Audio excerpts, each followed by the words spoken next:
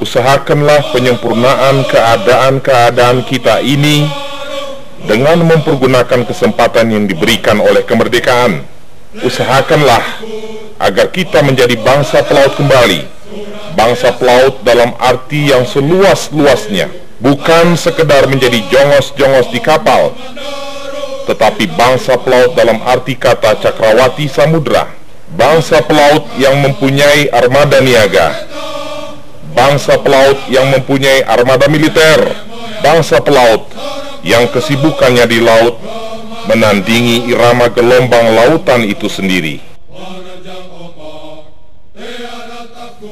Amanat Presiden pertama Republik Indonesia Bung Karno tersebut mengandung pesan bahwa Angkatan Laut yang besar, kuat, dan profesional bukan merupakan suatu kemewahan, tetapi suatu kebutuhan untuk menegakkan keutuhan wilayah Negara Kesatuan Republik Indonesia, menegakkan kedaulatan dan hukum di laut.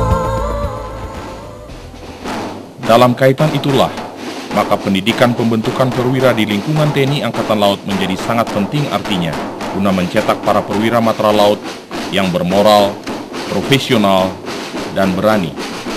Untuk membentuk calon-calon perwira TNI Angkatan Laut, pada tanggal 10 September 1951 didirikan Institut Angkatan Laut di Surabaya, yang kemudian diresmikan oleh Presiden pertama Republik Indonesia Insinyur Soekarno pada tanggal 10 Oktober 1951. Dalam perkembangannya, Institut Angkatan Laut mengalami beberapa kali perubahan, yaitu periode Institut Angkatan Laut, periode Akademi Angkatan Laut, periode Akabri Bagian Laut, dan sejak tahun 1985 atau tepatnya 10 September 1985 kembali menjadi Akademi Angkatan Laut. Kampus Akademi Angkatan Laut terletak di Bumi Moro, Surabaya.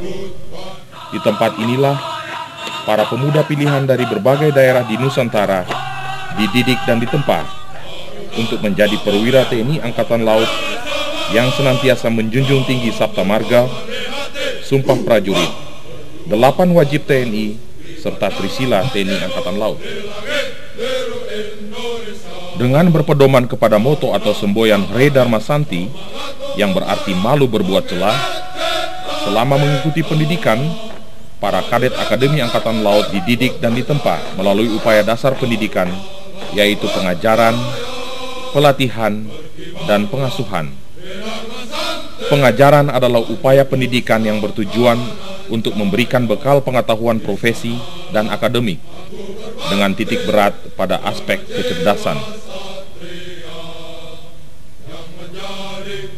Pelatihan adalah upaya pendidikan dalam bentuk aplikasi teori yang bertujuan untuk memantapkan penguasaan pengetahuan profesi dan akademik dengan titik berat pada aspek keterampilan matra dan korps. Sedangkan pengasuhan adalah upaya pendidikan yang menitik beratkan pembinaan aspek mental kepribadian dan kejuangan. Bidang pengasuhan meliputi pembinaan mental, spiritual, dan ideologi, pembinaan kehidupan keprajuritan, pembinaan kepemimpinan dan kehidupan korps kadet, olahraga dan kesemaktaan jasmani, serta pembinaan sosial dan budaya. Lama pendidikan kadet Akademi Angkatan Laut adalah 3,5 tahun. Setelah lulus dalam seleksi penerimaan kadet, pendidikan dasar kemiliteran akan dilaksanakan di Akademi Militer Magelang.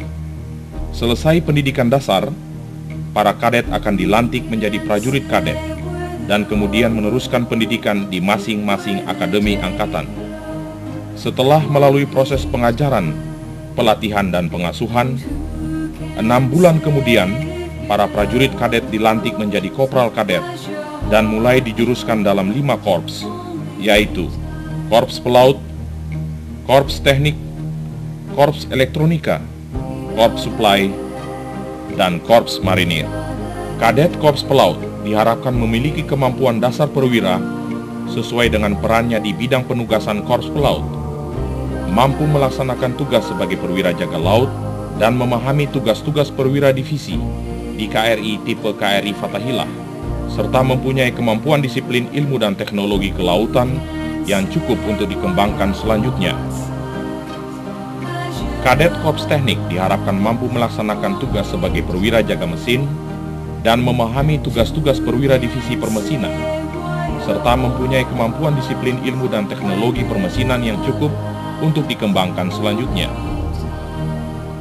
Kadet Korps Elektronika diharapkan mampu melaksanakan tugas-tugas perwira divisi elektronika di KRI tipe Fathahilah, serta mempunyai kemampuan disiplin ilmu dan teknologi elektronika yang cukup untuk dikembangkan selanjutnya. Kadet Korps Supply diharapkan memahami tugas-tugas perwira keuangan, perbekalan dan logistik, kesekretariatan dan administrasi personel, serta memiliki kemampuan disiplin ilmu ekonomi dan manajemen yang cukup untuk dikembangkan selanjutnya. Sedangkan Kadet Korps Marinir diharapkan mampu melaksanakan tugas sebagai komandan peleton infanteri, senjata bantuan marinir, serta memahami tugas-tugas sebagai komandan kompi infanteri marinir.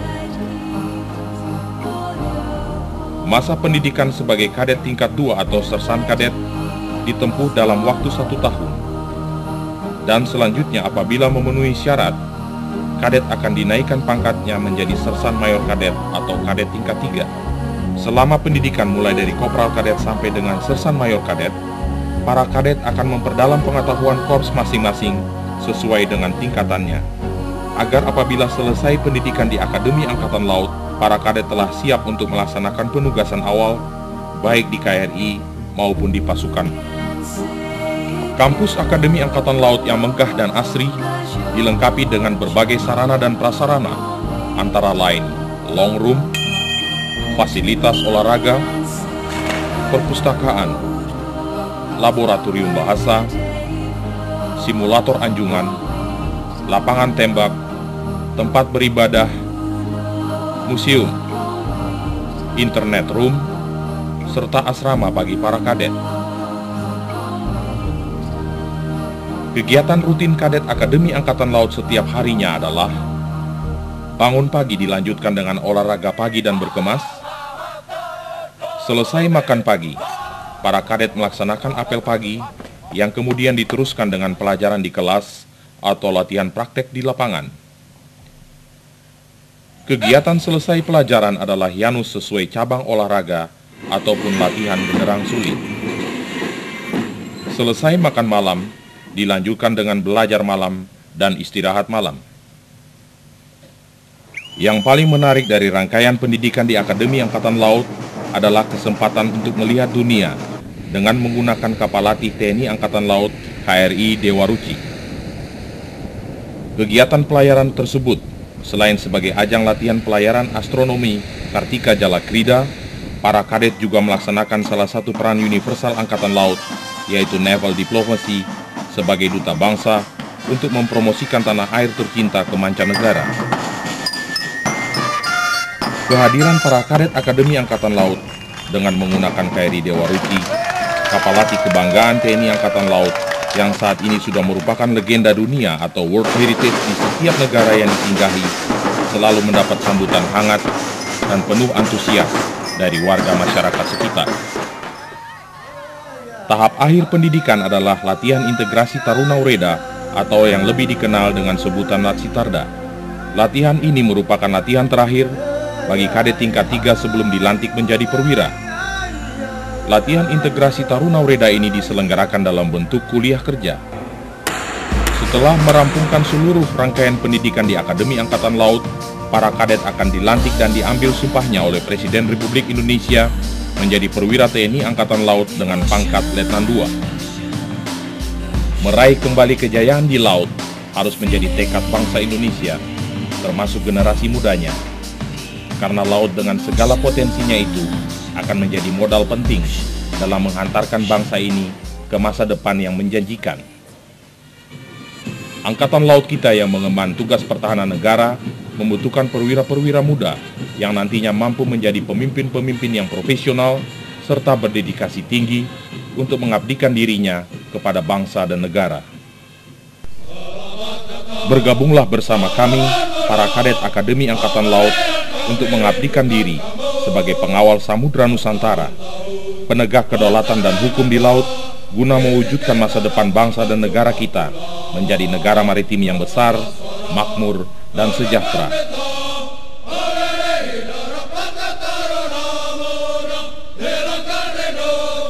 Jales Veva, Jaya Mahe. Justru di laut kita jaya.